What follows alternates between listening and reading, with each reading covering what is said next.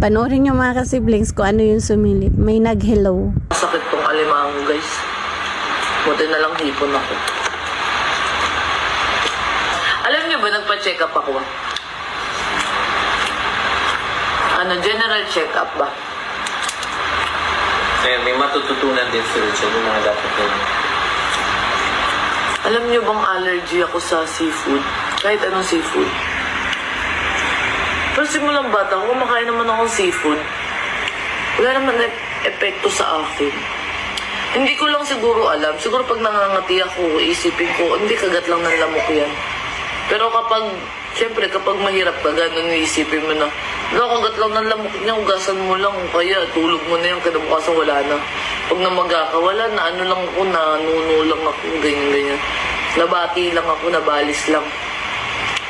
Magpapatawas ka lang ganun. Ganun lang kami dati. Pero siguro nga, yung mga ibang sakit-sakit ko dati, feeling ko nga, allergy yun. Pag mayaman kasi, I have allergy kasi for the seafood yun. Makakatae kaya ako ng tama.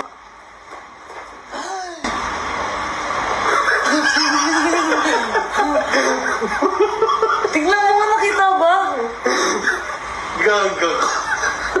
Nakita ba? Yan muna, tapos